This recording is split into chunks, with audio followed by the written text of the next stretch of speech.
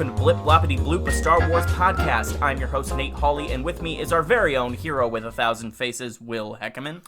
I am a Jedi, like my father before me. So, we know we've been away for a while, a couple weeks. It wasn't our intention to take a 2-week break, but with some holiday planning and both of us being sick at different times, and with our equipment malfunctioning, unfortunately, we had to take a 2-week break. But we're back to recording, and hopefully we'll be back on a weekly schedule now. But this week we're going to be talking about something that's deep within the DNA of Star Wars, and that is Joseph Campbell and the hero's journey. But before we do that, we're going to dive right into our first segment, Bustin' with Happiness, where we each talk about something from the world of Star Wars that's made us happy this week. Jar Jar? Mr. Bustin' with Happiness. So, Will, what have you been enjoying in the world of Star Wars since we last spoke on this podcast?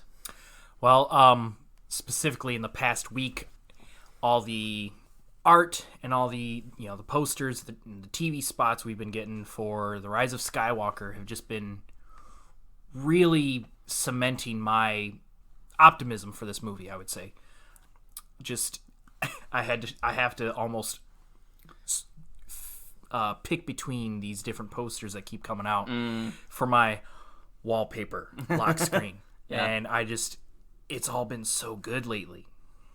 What about you, Nate? What have you been enjoying in the world of Star Wars? Yeah, I've also been enjoying those TV spots, and I by far my favorite, I might even like it more than the trailer, I don't know, but the Duel of the Fates spot was so good. Hearing that John Williams music again, getting me excited for the possibility of... I'm sure it will be in the movie. I'm sure it will be in the movie, and I'm so excited. A recent one that came out, it hasn't been officially released, but it was on someone's TV, had Battle of the Heroes in it. That most recent one with Rey, that one I just flipping saw. over, But yeah, so tons of Rise of Skywalker stuff. Brazilian Comic-Con is this week, and they just did their Rise of Skywalker panel today. I saw some of the stuff that came out of that. They didn't really reveal anything new, but they did release this really sweet behind-the-scenes spot about the friendships formed in making these movies, and that was really touching. Of course, I've been enjoying The Mandalorian. We haven't had a chance to talk about The Mandalorian yet on this podcast, other than speculating about it. Right. But we'll do that here in a second. Something else I've been enjoying, I'm still trucking along on Master and Apprentice. Nice. I'm just slowly getting through it. It's hard to find time to sit down and read. But I also, I haven't even talked to you at all about this. I started Lego Star Wars The Freemaker Adventures on Disney Plus. Yeah. I didn't even think to watch that. Yeah, they're really fun. I'm 2 episodes in now, and it's really fun. It's not... people have described it as like canon adjacent.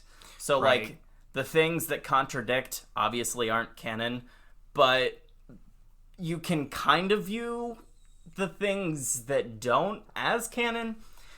I don't even bother with that question. It's just a really fun show. And from the very beginning of the episode, the Emperor is mocking Vader for getting the Death Star blown up. He was like, oh, wait a minute. What was that? The Death Star? Didn't you get that blown up? What did you do about that, Vader? Dooku wouldn't have gotten the Death Star blown up. That's a good burn. It's really funny. And yeah, I highly recommend checking out the Freemaker Adventures on Disney+. But yeah, so we haven't had a chance to talk about The Mandalorian. So I thought now that we're over halfway through the first season, as of recording this, episode 5 just came out, and we've both seen it. I've seen it twice now. I don't know how many times you've seen it, but I thought we'd just get your thoughts. How are you feeling about the show in general? What have you liked? Is there anything maybe you haven't liked? What are your feelings about the show? I'm really enjoying the show. I don't think I've enjoyed a new TV show as much as I've enjoyed this one for a long time. Wow.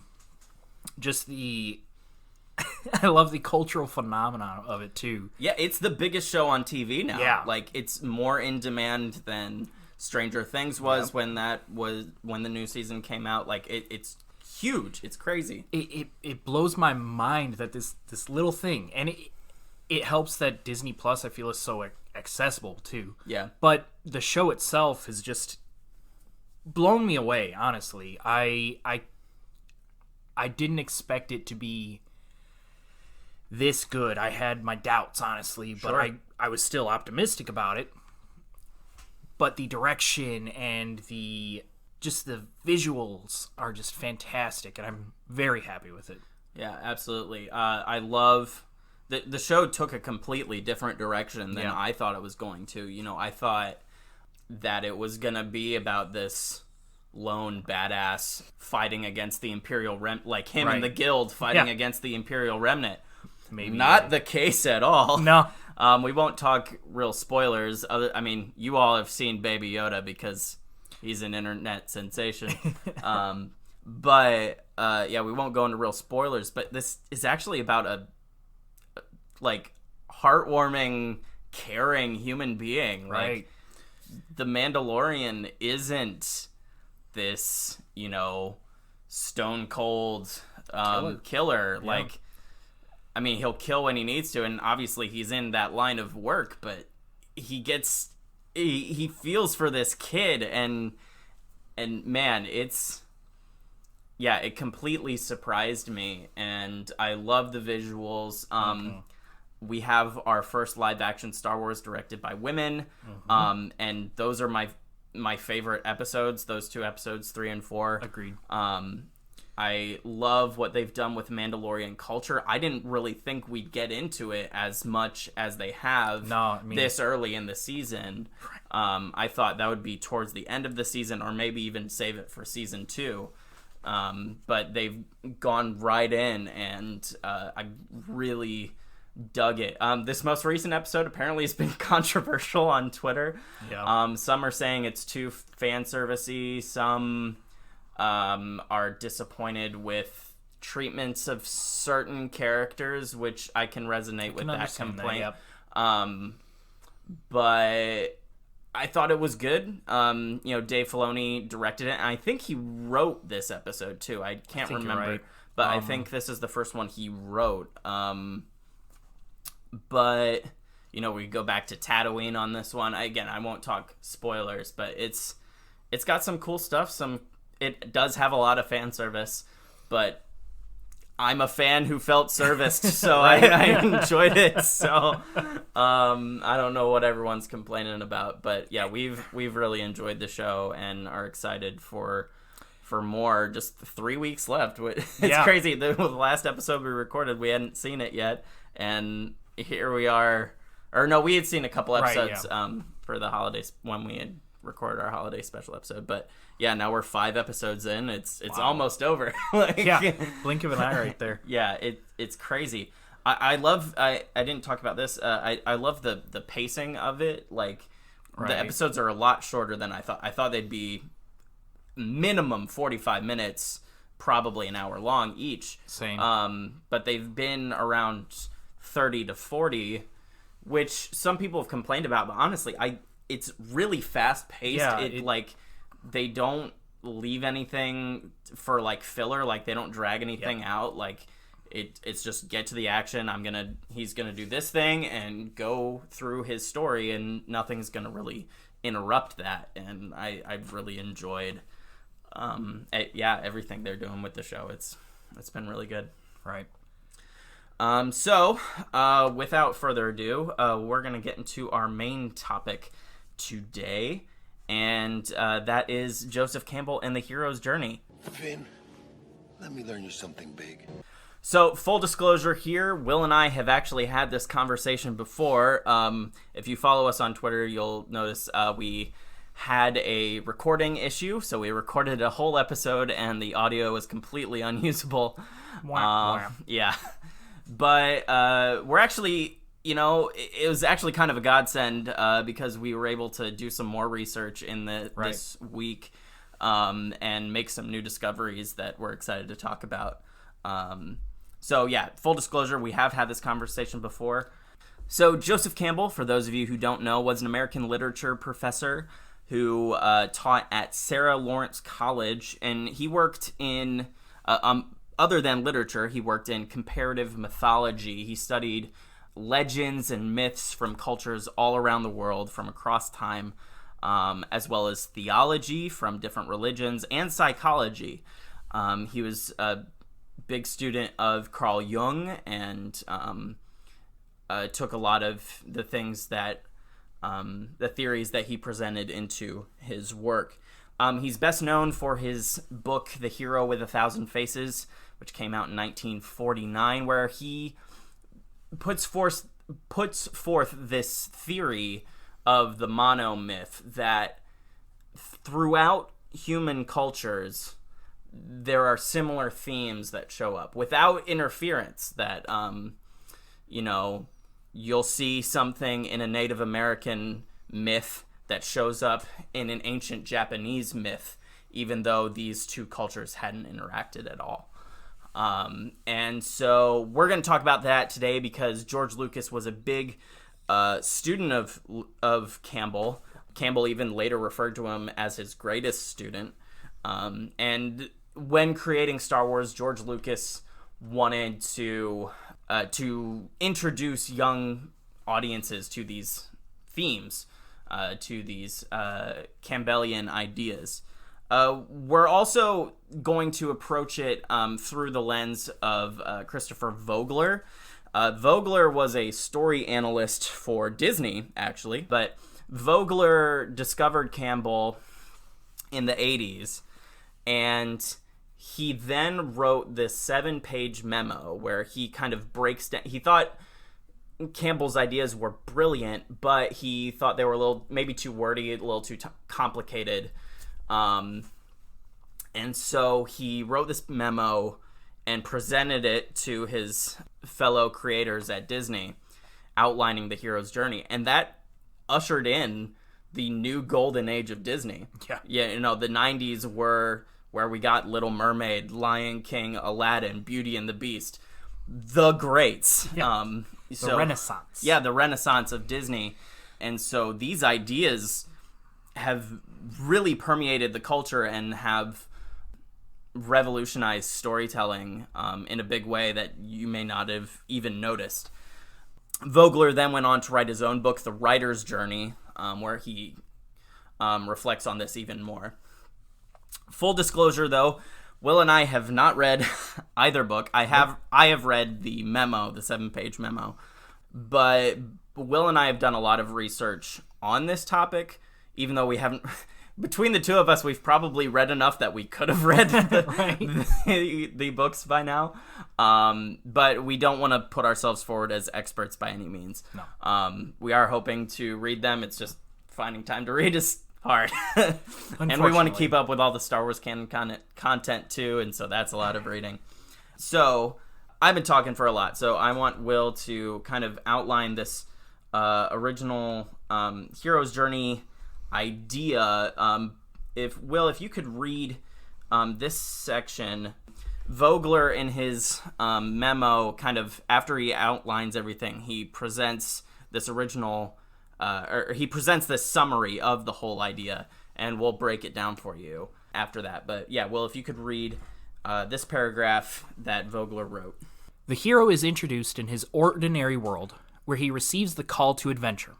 He is reluctant at first to cross the first threshold, where he eventually encounters tests, allies, and enemies. He reaches the innermost cave where he endures the supreme ordeal. He seizes the sword or the treasure and is pursued on the road back to his world. He is resurrected and transformed by his experience. He returns to his ordinary world with a treasure, boon, or elixir to benefit his world. Thank you, Will. So before we dive into this, Will, I wondered if you could kind of talk about your experience with this idea of the hero's journey and the monomyth. Where did you first encounter it? What have you learned from these ideas? Just kind of some introductory thoughts. Well, the first I really truly got this was from the podcast, the Soundtrack Show, to where in excellent podcast. Please check it out. Where that's where I first got the idea of the hero's journey, And then it slowly just kind of snuck its way up on me. And then you presented, hey, look at this. Mm-hmm. And so it's been something that I've slowly been getting into now, but devouring anything I can on it, to where it's making me look at all these different stories that I interact with, or read or watch or play even, and just see them in a different light. Yeah, for sure. I don't know where I first encountered the idea, but I know I've been vaguely aware of it for a while. Probably read something talking about Star Wars, and how George Lucas used Campbell to write the story. But yeah, recently I've started to really get into it, particularly from the works of Brian Young from the Full of Sith podcast. He brings it up a lot, and that inspired me to do some more of my own research. And you just see this stuff everywhere. And finally they put The Power of Myth, the series with Joseph Campbell that they did back in the 80s. They put that series on Netflix. I think it's off now, though, unfortunately. But I was able to watch that and actually hear Campbell talk about his ideas himself. And it was honestly life-changing. Yeah. Like, it changed the way I look at stories, changed the way I look at religion, at life, at other people. Like, Campbell has since become, like, my personal hero. I love everything about this guy. And so I've been really excited to talk about it on the podcast. One of the reasons we wanted to talk about this early on was this is something you and I are passionate about, and we know we'll refer to in oncoming episodes. And so we've thought to establish common language with our audience. It would be a good idea to break this down. So, Will, why don't you go ahead and lead us into this? We're going to talk about each phase of the hero's journey, the different steps that Vogler put forward, and then we'll talk about each of them, and then talk about some examples, and then talk about what we think, what we've learned from this this method. So the hero's journey is separated into 3 stages, or 3 acts. You've got the departure act, where the hero leaves the ordinary world. The initiation act, where the hero ventures into unknown territory, or the special world, and is birthed into a true champion through various trials and challenges. And then finally you get the return act. The hero will return triumphant. And so the 12 steps that are within those 3 acts, each act gets 4 different steps, go as follows: the ordinary world, the call of adventure, the refusal of the call, meeting the mentor, the crossing of the first threshold, test allies and enemies, approach to the inmost cave, the ordeal, reward or seizing the sword, the road back, resurrection, and return with the elixir. Now, in the first act, the ordinary world, this is where we get to meet our hero, where they build the world off, and you see the hero interact, they do their day-to-day things, and you just get a sense of what their life is like. So in Star Wars, A New Hope, you get Luke Skywalker on Tatooine. He's a moisture farmer. And so he has to work with his uncle and his aunt, and the first thing with that is going to, look at some droids to help out on the farm. Right. And we see this, like we said, these themes are universal. So, like, another popular story is Harry Potter. We meet him at 4 Privet Drive in the cupboard under the stairs, where he's living this really miserable life, also with his aunt and uncle. And so we just kind of establish this regular world that he's living in, with Katniss Everdeen in the Hunger Games. You get her life in her district with Iron Man, you get Tony Stark living as this eccentric billionaire playboy before he is, thrust into a moment where he has to step up or die. So we see this all over the place with Anakin in The Phantom Menace. He's presented as a slave. The Phantom Menace is an interesting one to talk about because Anakin isn't necessarily the hero of the story. Right. I think it's a mentor-driven story. I think Qui-Gon is the main character, which, we'll talk more about that when we get to the meeting of the mentor. But it's a really interesting story to look at when you analyze the structure. That's another thing we should say, is that the steps don't necessarily follow in this order. These are just recognizable themes that happen in pretty much every story, but they don't necessarily happen in this order. So the next step in our first act is the call to adventure. So the call to adventure is going to be all about the hero being thrust out of their comfort zone and, being presented with this, with the path before them. Previously, when we had spoke before to each other, we thought that the call to adventure in Star Wars was R2's recording of Princess Leia, help me, Obi-Wan Kenobi, you're my only hope. Right. But we realized since then that is not Luke's call to adventure. That is R2-D2's call to adventure. So again, you get these themes in there, and yeah, it's not linear, but you also might get them multiple times for different characters. Sure, yeah. Huge thanks to the Hero's Journey podcast, which we discovered in this week in between recordings. But on that podcast, they present that it's actually Obi-Wan saying to Luke, "You must learn the ways of the Force if you're to come with me to Alderaan." Right. That is Luke's call to adventure. With other characters, Will, what can you think of? So like with... I was recently watching Wreck-It Ralph, and the call to adventure with that is, why don't you go get a medal, and then you can be the hero, And then there's things like Harry Potter again. The owls start coming in and dropping off letters. Right. And sometimes it's not necessarily it's not something that is like a choice presented with them. They're forced into it. Sure, in Iron Man. Yeah. Where he essentially he's captured, kidnapped. Yeah. And that, is the, starts his call to adventure. Yeah. And I mean, he's forced to save his life. Yeah. I mean, his mentor, again, we'll get into that in a bit. I cannot remember the scientist's name. Jensen. Jensen, yeah. Jensen saves his life first, but in order for him to be able to, go out and live, he has to build himself the Iron Man suit, and that's his call to adventure. But yeah, he's forced into that. He's not presented with, "Hey, billionaire Tony Stark, would you like to be a superhero?" Right. He's forced into it. With Anakin, Qui-Gon presents this. He frees him from Watto, and then is like, "You can come with me to Coruscant to be a Jedi," and he's like, "Yippee!" Literally.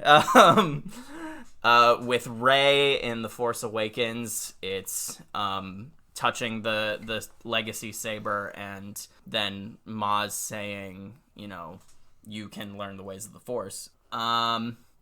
Trying to think of other places. With Ezra Bridger in Rebels, for him, I'd say his call to adventure is probably Kanan reaching out when they're being chased by stormtroopers, right? And the ghost is flying overhead, and he's like, "You can come with us, or you can get shot by stormtroopers." Right. And he decides to take the leap. He makes the jump, literally. So yeah, this is all over the place. And but one of the things that's interesting about the call to adventure is that by its nature, the hero's world cannot be the same. Right. So for Harry, he gets these invitations, and then his world is suddenly changed. He's being visited by all these owls, and like his world is suddenly magical. Right. For Luke, even though he doesn't accept the call right away, which again we'll talk about here in a second, but he's presented with this idea of the Force. He suddenly knows something about the universe that he didn't know before. He can't unknow that. So the call to adventure changes the very nature of the hero's existence. And then that leads us to step 3. Which is the refusal of the call. So this is that moment where after Obi-Wan says, "You must come with me. You must learn the ways of the Force if you are to come with me to Alderaan." And Luke outright denies him and says, "I have a life here. I have to help my aunt and uncle." So this is them just turning down that call to action. And so in other instances, it's not always gonna be something that's a choice that they make either. This is again that the refusal is without their choice. One of these instances, specifically in Star Wars, is The Empire Strikes Back. The first refusal of call in that is really going to be Luke is told to run to Dagobah, and then the Empire comes to Hoth. And so he is stopped. He's prevented. Right there. He's prevented from progressing and refusing. It refuses that call, essentially. Yeah, that's really interesting. In the other first episodes of their respective trilogies, it's pretty straightforward. Again, Anakin, his is really short. He's a kid who's excited about this, so you could almost you can blink and almost miss it. But it's when he says, "I can't do it, Mom. I just can't do it." Like, he has this moment when he realizes his mom can't go with him, that he questions his destiny. But his mom's able to convince him, "No, this is what you were born to do. This is what you have to do." And then with Rey, of course, she's like, "I don't want any part of this. I want to go back to Jakku." Yeah. Why does everybody want to go back to Jakku? Why does everyone want to go back to Jakku? For Ezra, he kind of reverts to his survival of the fittest idea of I just got to look out for myself. Right. People don't, look after each other. People don't do that. People he don't do says that. it. Yeah. So we see this everywhere. So the final step in the first phase of the ordinary world is meeting the mentor. So Will, why don't you talk about that? So this is where the hero acquires their trainer. They're, the person that will give them the ability to, go on this adventure. Obviously, in Star Wars A New Hope, that mentor is Obi-Wan Kenobi. And yes, we've already met him. So again, it doesn't always happen in a linear fashion. But sometimes it's more revealed as they're the mentor now, as Obi-Wan starts to train Luke in the Force. In Rebels, we meet Kanan pretty early, who is this kid? And so at first they're at odds with each other, and he isn't presented as the mentor until the end of the first 2 episodes. Yeah, he's just presented as a rival trying to snag the same score. So yeah, he's not necessarily introduced as a mentor at first. In Harry Potter, that mentor to guide Harry into this new world that he's being introduced to is Hagrid, at least initially. Yeah. Because Hagrid's the one who brings him to Diagon Alley and shows him how the wizarding world works. Right. And Harry gets many of these moments throughout the series. Oh, yeah. Again, in that first story, Ollivander is kind of presented as a mentor. Of course, in the second book, you have Gilderoy Lockhart. That was his name. He's presented as a mentor figure, not a good one. Then, of course, you have Lupin in book 3. Sirius. So yeah, and Dumbledore as well. So yeah, these things happen again throughout the series. For Luke, he gets Yoda. For Rey, she gets Han and then Luke. And in a weird way, I'd argue Kylo Ren kind of is presented almost as a mentor, an anti-mentor in a way. Yeah, that's a nice way to put it. I like that. Yeah.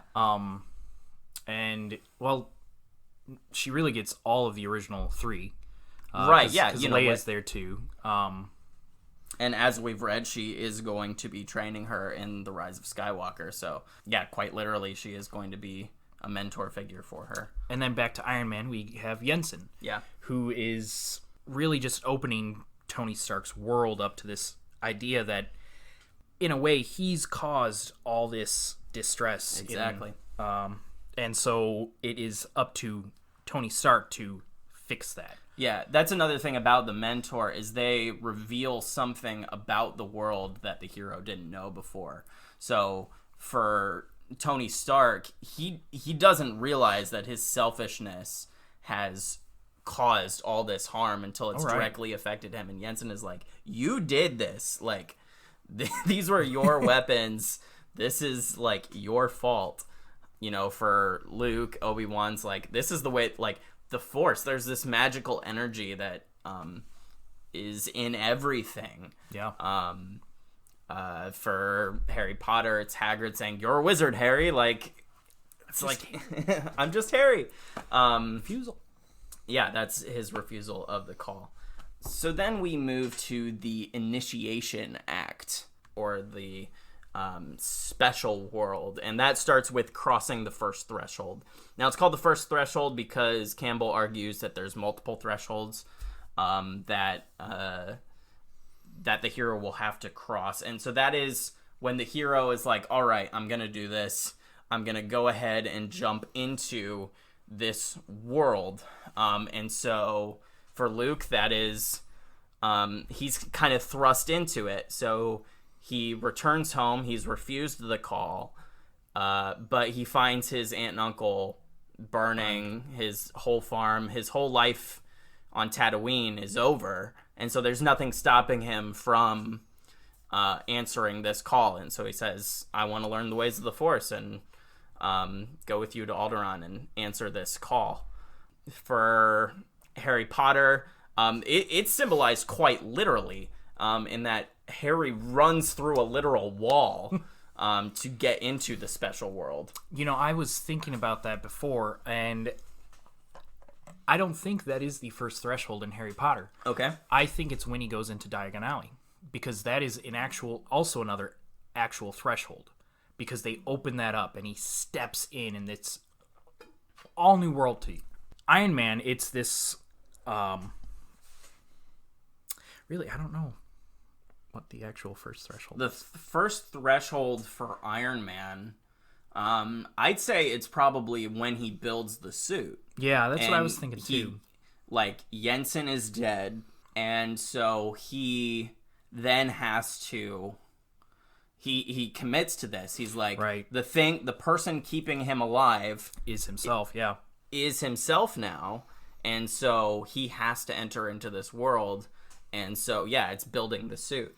You could argue, again, that maybe it's not that, but when he returns home and he decides to stop all the weapons building, that this is the new world of Tony Stark, potentially. Right. I don't know. In the case in The Phantom Menace, it's for Anakin, it's going on this journey. It's getting on that ship and then being presented in front of the Jedi Council. Yeah. That's a whole new thing, you know, with the images, and he has to tell them what he sees. Right. For Rey, it's interesting because you can argue that maybe her first threshold is leaving Jakku, but she hasn't really been presented with a call to adventure.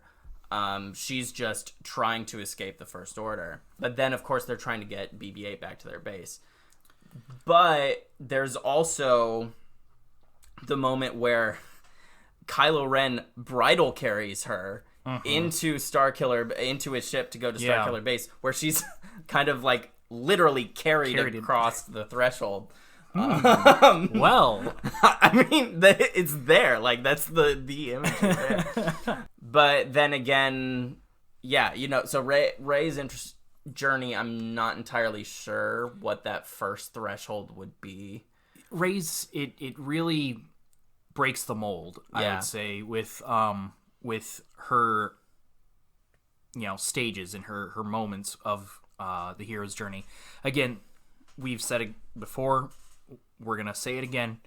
This isn't linear. It doesn't follow the set path. It's I feel like I'm the doctor saying it's wibbly wobbly. But it's neat to reflect on. Yeah, I think it's not necessarily linear, but The Force Awakens certainly does some really interesting things with the order that these steps are presented for Rey.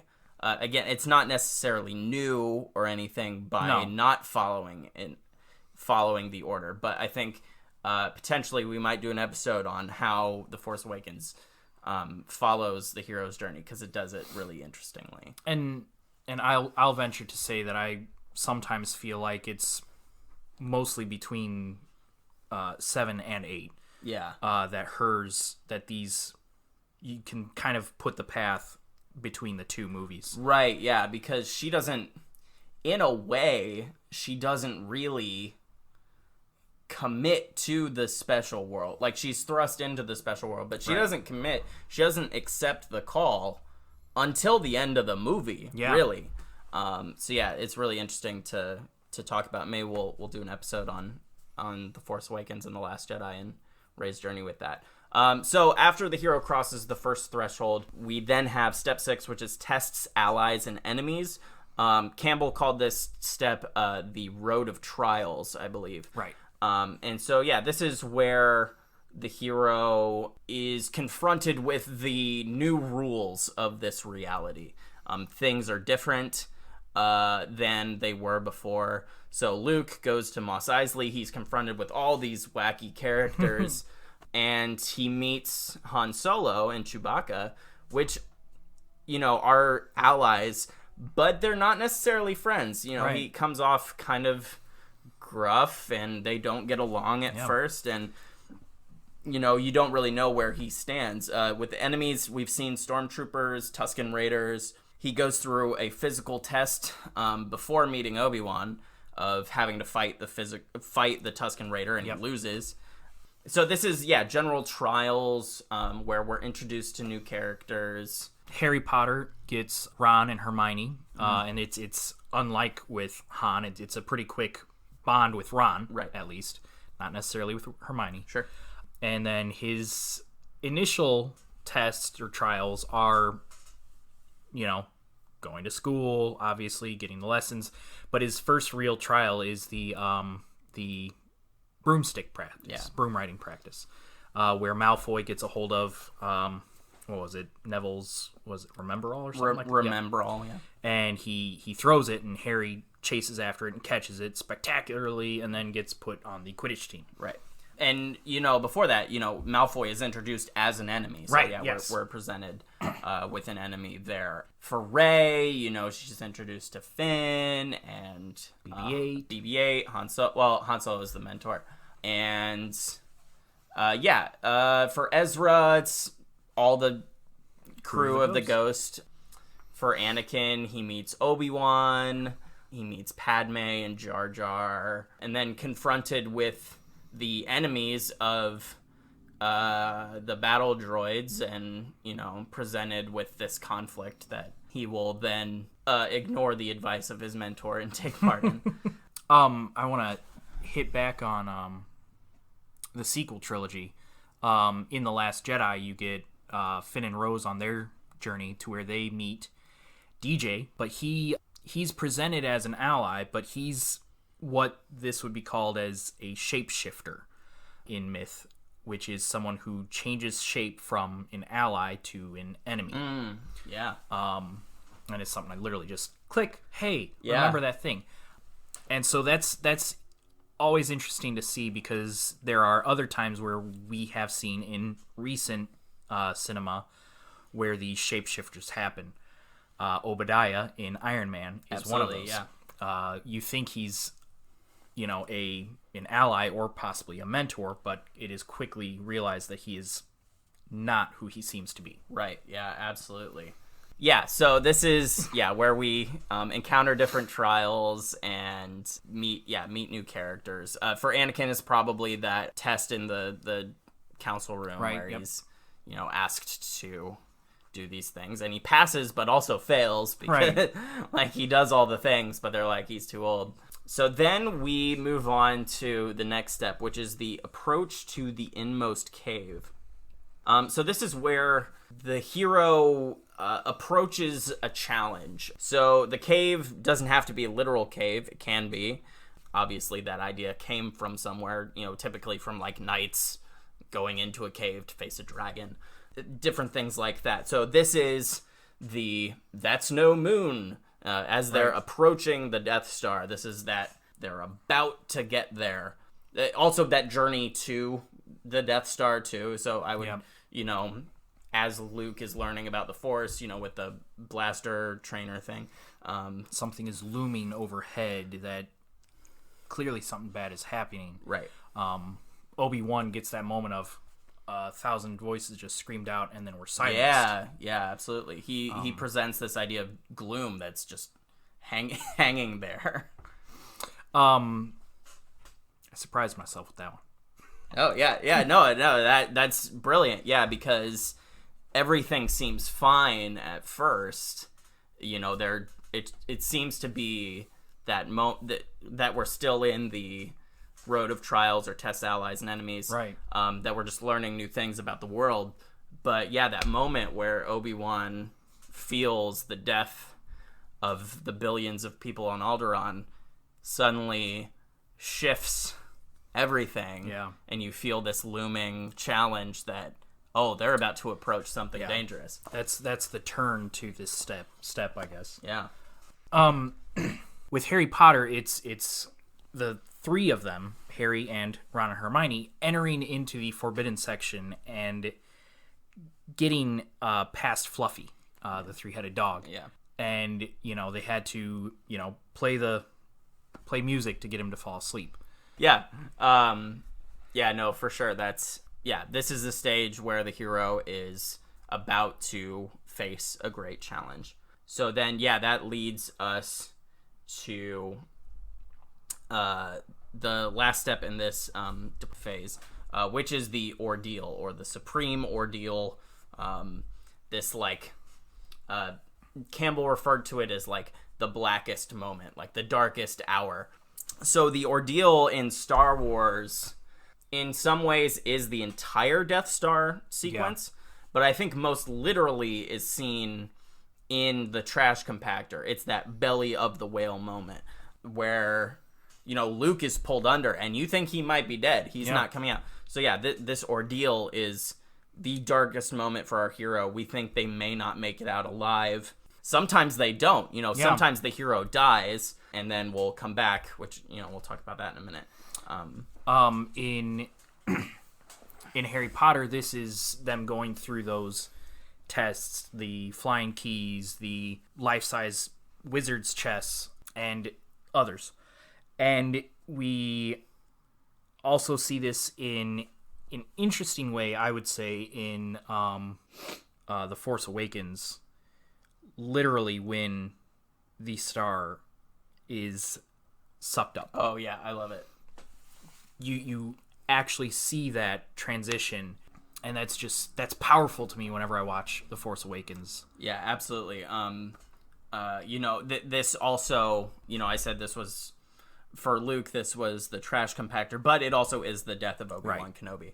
And so for Rey, it is the death of Han Solo. But yeah, I love, I could talk forever about Dan Mendel's lighting in that scene in The Force Awakens, because, he uses lighting to portray the conflict in Kylo Ren, as well as the hope for the Resistance, for our heroes, and then that hope literally goes out with the sun. It's brilliant. And so that brings to point that the ordeal sometimes can be seen as the death of the mentor. Yeah. Absolutely. The death of the mentor, the death of an ally, or the death of the hero. Yeah. That sometimes, later in Harry Potter's journey, he will die, and that is his darkest moment there. For Anakin, he doesn't bear witness to it, so I don't think Anakin really has this moment in The Phantom Menace. Not really. But it's then transferred to Obi-Wan, where he has to witness the death of his mentor, and that's his dark moment. That's his ordeal. I just thought of like the Guardians of the Galaxy. I'd say for Star-Lord, it's the moment where he and Gamora are hanging in space. They're literally in the realm of night, as to use the mythological term. They're in space. It's black all around them, and they're dying. Both of them are literally dying, and we don't know if. I mean, you think probably one of them will make it out, but you don't know if both of them will make it out alive. So yeah, we see this so many places. And then we move on to the final phase. So the final phase is the return act. So the first part of the return act is the reward, or seizing the sword.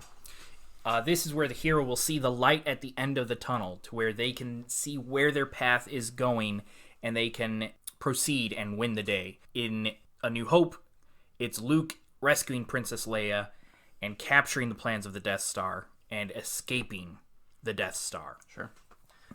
One of the things I love about A New Hope, though, is the sword is not Princess Leia. No. Because they didn't know that, like, they weren't going to rescue the princess. They were going to take the plans to Alderaan. Right. They didn't know that the princess was going to be there. Right. That ended up being like a side quest. Yeah. But they find out that the plans were in R2-D2 the whole time. Right. And so the sword was with the hero the entire time, which I think is a really good message, is that, like Leia says at the end of The Last Jedi, we have everything we need. Right. It's you had what you were looking for all The whole along time. inside of you. I like that. In The Phantom Menace, it is literally, in this case, our hero is Obi-Wan. He literally seizes the sword, or the lightsaber, because his darkest point would have been the death of Obi-Wan, and then fighting Maul, and then getting dropped down that shaft, and then he reaches out through the Force and gets the lightsaber in order to defeat Darth Maul. Yeah. For Harry Potter, this happens in, him reaching into the pocket and having the, Sorcerer's Stone or Philosopher's Stone. Right. So you brought up Wreck-It Ralph earlier. What do you think that moment is for Ralph? Seizing the sword for Ralph. I would say that would be, I don't know, him coming back and, no. The sword for him is the knowledge that Vanellope was supposed to be part of the game all along. He sees the paper fall off the screen a little, and he sees her on the side of the game cabinet. And so that he now has that knowledge, and he can take it back to Candy Crush. No, not Candy Crush. Sugar Rush. Sugar Rush. It rhymes a little. And then help her, out from there. Absolutely. So this brings us to our next point, is the road back, in which, that tunnel, the light at the end of that tunnel might be just a little bit further along than we thought.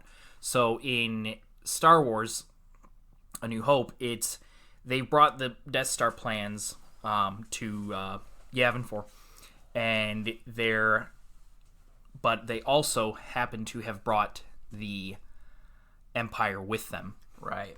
And so this is that moment where they realize the fight's not over yet, boy. And with Harry Potter, it's after he realizes the stone is in his pocket, then he has to figure out how to keep Professor Quirrell, or this vessel of Voldemort, away from it. Yeah, absolutely. For Rey, the road back's interesting. I would say this probably happens. Well, it's interesting because I think the seizing the sword happens after this, because I would say the road back probably for Rey immediately follows the ordeal, follows the death of Han Solo, and that they're trying to escape, and then they're confronted by Kylo Ren, and then she seizes the sword and then has to face her dragon, and she has to fight Kylo Ren. Yeah, this is typically where, the knight has to defeat the dragon. This is Bilbo Baggins trying to sneak around Smaug and try to fool him into so that he can escape. So yeah, there in myths, the road back can look different depending on how the hero entered the cave. If they were invited by the gods or whatever mythic figure, then they're typically sent on their way pretty gently. Right. However, if they snuck in, like Luke with the Death Star, and they didn't sneak in, they were taken, but either way, if they snuck in, if they weren't supposed to be there, they have to flee for their lives. Right. We see this with Anakin in the starship at the end, because he wasn't supposed to. He was supposed to be in the cockpit, right? But he wasn't supposed to take part in the battle. So this brings us to our next stage, which is resurrection, in which the final test is here, and they get this moment often with the you might get an actual resurrection happen. In Luke's case, in A New Hope, it's they go into the trench of the Death Star, and they're he's approaching it, and that's his road back. That's his road back, and he gets it kind of twice here, where Han Solo comes in and he shoots the TIE fighter to break Darth Vader and all of them away. But then also in the apparent resurrection of Obi-Wan, use the Force, Luke. That final moment to take that power that you have.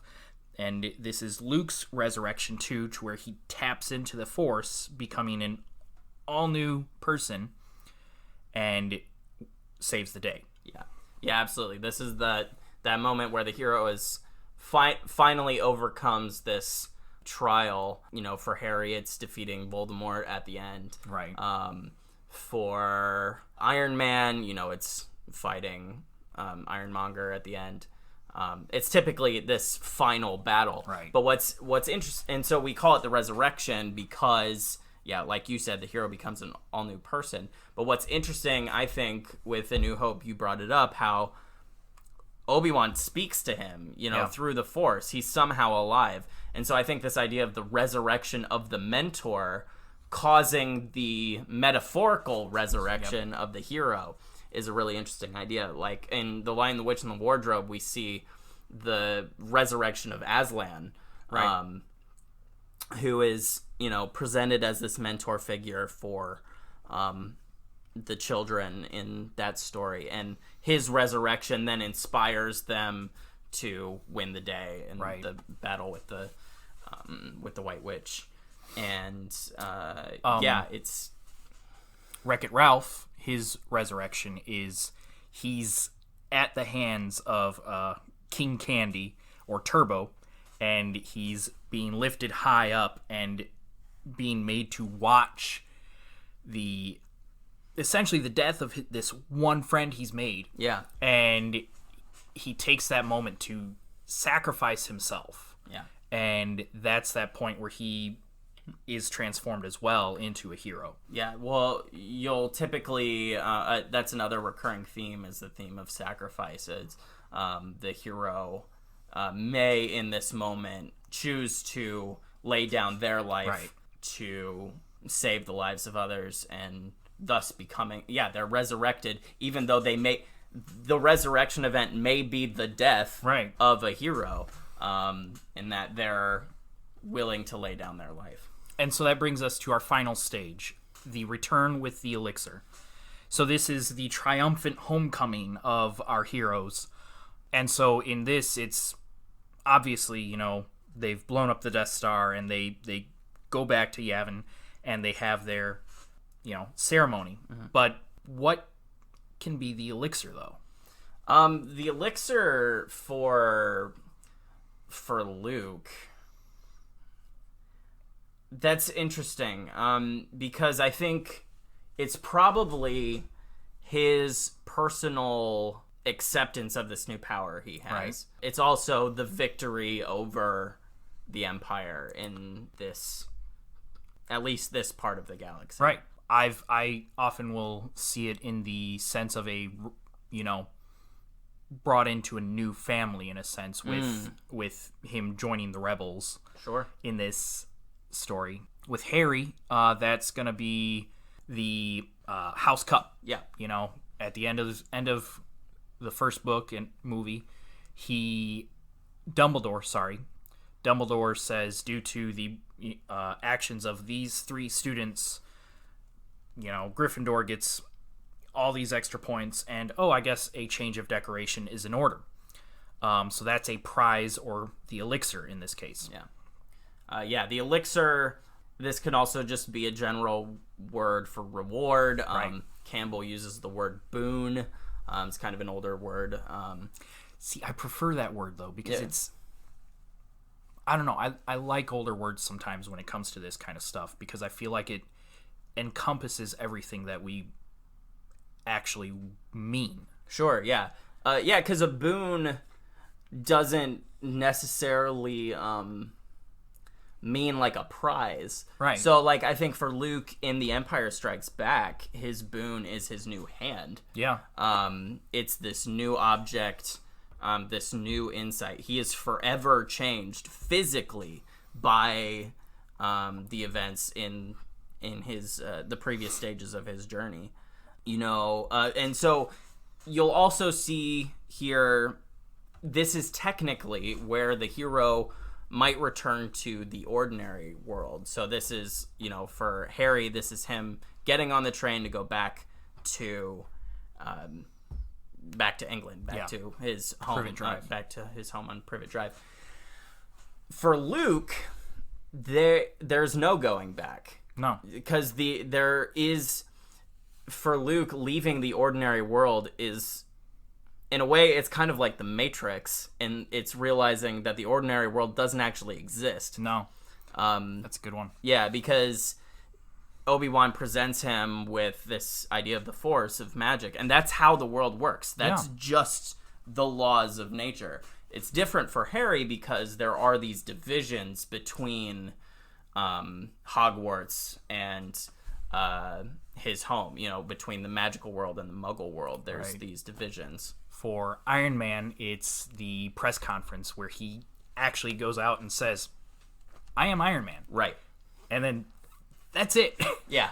But we get in the end credits that now his ordinary world is not the same, and he's being tasked to essentially join a bigger world. Exactly. Yeah, he's gone on this superhero adventure, but he's returned to this role of this, of the president of this company, and you think everything's going to be normal, but he says, I am Iron Man. Yeah. Nothing can be the same. And then for Wreck-It Ralph, he literally goes back to his day-to-day world of being in the game, but his boon is he no longer feels like being the bad guy in his game is such a bad thing, and now he has a friend, and he can see her and feel happy for her in that respect. For Rey in The Force Awakens, it's interesting because the boon shows up when she returns. Yeah. In that the map isn't complete until they've gone on their journey. So the map to Skywalker appears after they've gone on this quest. And of course leading to her next adventure.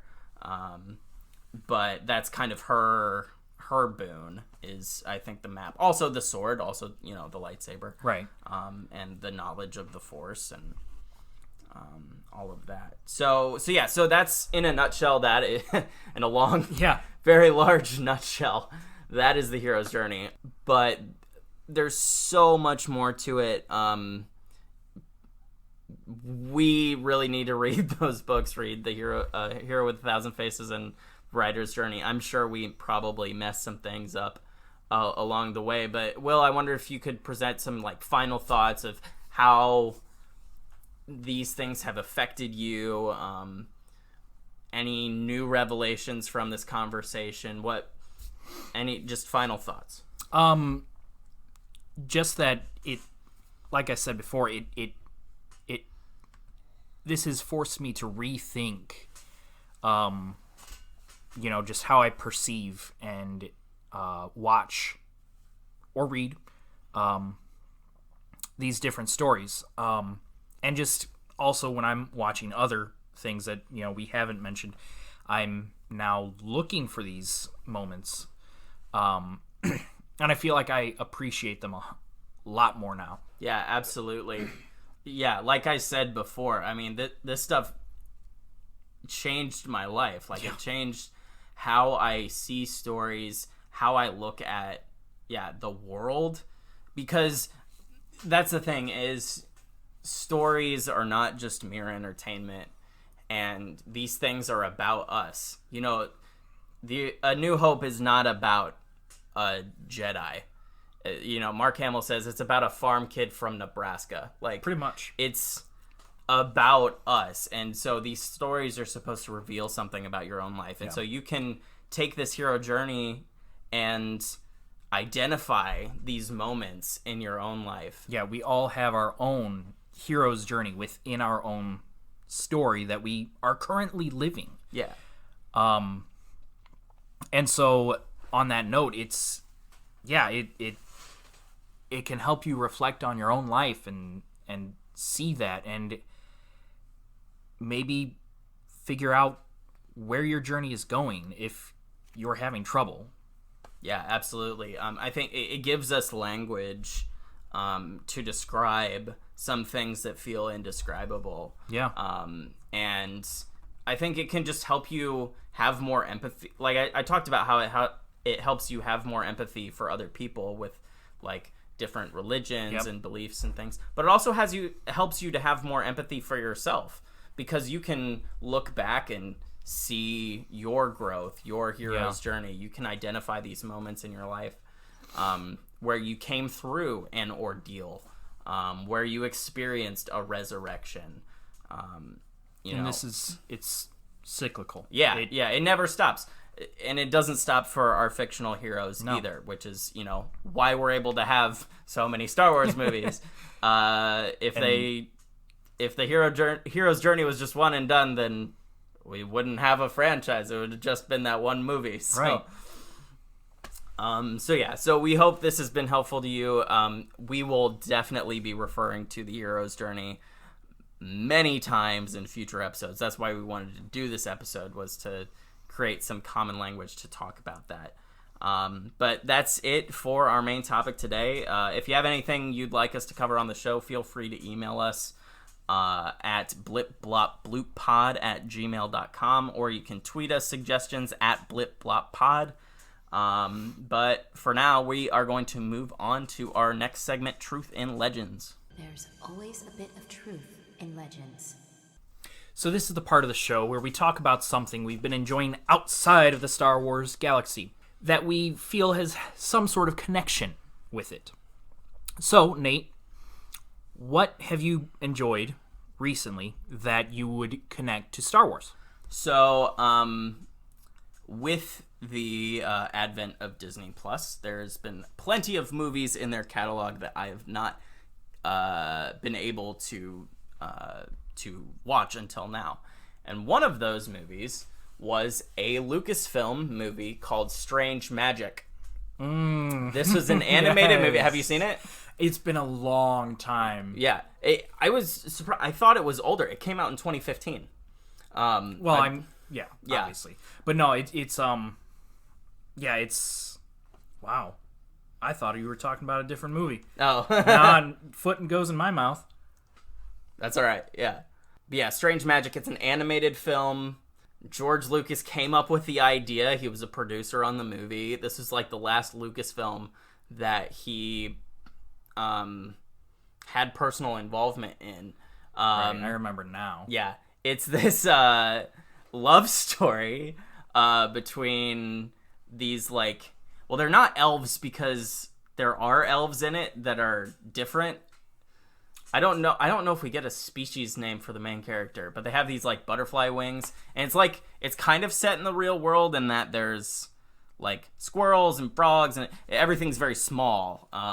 It's in these are like pixies, like they're the size of like insects. But it's this love story, and it's like a jukebox musical. Mm-hmm. So like there's lots of singing, but it's like all love song, like popular love songs. And so it's really weird. Alan Cumming plays the villain, the Bog King. But yeah, it was this last movie that George Lucas came up with the idea. He didn't write or direct it, but he was a producer on it, and I don't know that I liked it. But it's interesting. The animation is really good. Like, I have heard good things about it. Shockingly good. Yeah, I believe my friend Matt watched this when it came out, and he said very similar things to you that you just said. One of which that sticks out is he gushed over the animation. Yeah, it's really incredible. But yeah, it's interesting. It's got some good stuff in it. It'll be interesting to see if it somehow plays into anything we see from Lucasfilm in the future. I've seen some people compare it to the sequel trilogy online, and find similar beats. It's basically a Beauty and the Beast story. So, with the whole Reylo thing, that's where people are seeing connections. So it's interesting. Also, there are some design similarities to Star Wars. So, like, the Bog King's throne is like the spidery throne, that like original Macquarie concept that we're seeing in The Rise of Skywalker now. But yeah, the Bog King's throne is very reminiscent of that, and I'm sure that was intentional on the artist's part. But how about you? What have you been enjoying that has a Star Wars connection? Well, I just last weekend went and saw Knives Out, the most recent directed movie by Rian Johnson, who directed The Last Jedi, as I'm sure most of you know.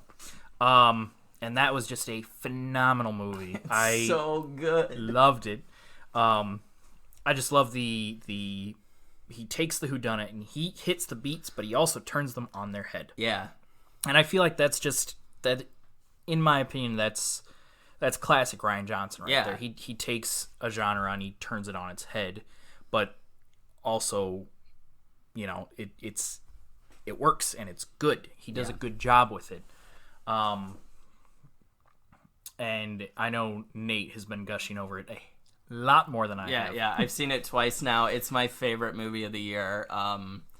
The Rise of Skywalker is going to have to do a lot if it's going to top it for me. It probably will because it's a Star Wars movie. Yeah, but it's so good. I love it so much. Yeah, and please see this movie. Go out, support it. We need more original content like this. Like it's a completely original story. Right. It's done in the style of an Agatha Christie who done it, but it's not based on any of her works. It's completely from Ryan's head, and it's just it's so good. It's fun too. Yeah, it's hilarious. I didn't realize, like, you could tell there were funny moments in the trailers, but it's a straight up comedy. Yeah, like it's a whodunit really and a comedy, and it's so good. I just, especially one of the moments at the end, I just busted up laughing in the theater, and my theater was kind of small, only a few other people in it, along with me and my wife, and we just bust up laughing. And I think a couple of the other people in the audience were just like, why are you laughing? And then they get the reveal of the moment, and then they get the small little thing. Oh, I think I know the moment you're talking about. Quite possibly. We'll talk later. Yeah. Yeah, it's so good. Go out and support Knives Out, please. In the few weeks you have before The Rise of Skywalker, which that's crazy. So close. So we're recording this on Saturday, December 7th. So there are 12 days, Will. Yeah. There are 12 days until the Rise of Skywalker. 12 days until this saga we love comes to an end. How are you feeling? How are you feeling right now going into it? I am not ready. Yeah.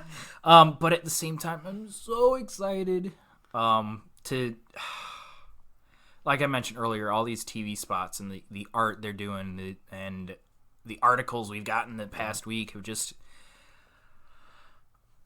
I'm more and more optimistic about it every day. Chris Terrio has said a few good things. Why have they kept him quiet this long? He's so, like, listening to him talk about the Rise of Skywalker maybe gets me more excited than anything. Like, he gets Star Wars. Like, I was a little concerned because he wrote Justice League and Batman v Superman and, you know, those movies. But those movies do have some good lines, so I'm going to attribute them to him. But he gets Star Wars, man. And that's so funny because we've just had to rely on everybody else's word for this for so long. JJ has said it, that he gets it. You know, Kathleen has said similar things, and so we're just like, okay, but what does he have to say? And they you know, let him loose, and it's like a floodgate. Yeah, I watched the big press event they did, where they had him and JJ and Kathy and then the cast all on a stage, and Ava DuVernay moderated, and it was really cool. But he got so emotional talking about the story. And one of my favorite moments was they revealed in the writing process, they were really struggling with the third act. They couldn't figure out, like, this transition scene between the second and third acts. Yeah. And they're like, why can't we write this scene? Him and JJ were like, why can't we write this? And so they went and talked to Rick Carter, the production designer, and he's like, guys, you just don't want Star Wars to end. Yes. And they're like, crap, you're right.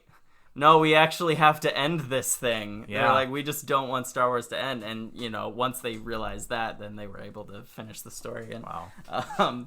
But yeah, I love hearing him talk about it. And yeah, the visuals we're getting from the TV spots, I love the visual work in The Force Awakens, but The Last Jedi took it to a whole other level. Like, regardless what you think about the plot or character development of the movie, the visuals are so gorgeous. And it seems like JJ and Dan Mindel, the director of photography, were inspired by Rian Johnson and Steve Yedlin to take more visual risks, because it is gorgeous. And so, speaking of gorgeous visuals, we're gonna next week be talking about the cartoons, and so all the animated things that the Lucasfilm has done for Star Wars, and all of the canon ones. We probably won't talk about Ewoks or droids that much. And why should you watch them? Because you should. They're brilliant. They're like, I'm so tired of hearing people be like, oh, it's just for kids. Spoiler alert, Star Wars, it's for kids. Yeah. I love the video that Patrick Willems made about The Last Jedi, where he has he continually cuts back to a shot of himself holding up a card that says, "This is a movie about space wizards intended for children." And so, with that, we're gonna go ahead and wrap up here. Nate, where can everybody find you? You can find me on Twitter and Instagram at Hall of Fame. That's Hall spelled Hawl, like my last name. And you can find me on Twitter at Heckahawk. If you're listening on iTunes, please leave us a review, because it really helps for us to get seen and for us to increase our audience from there. You can also follow the show on Twitter at BlipBlopPod, and you can email us any feedback at blipblopbloop.pod at gmail.com. And with that, I've been Will Heckerman. And I've been Nate Hawley. Blip bloppity bloop, bye-bye. So say goodnight, friend. Good night, but not goodbye. ability to speak does not make you intelligent. Now get out of here.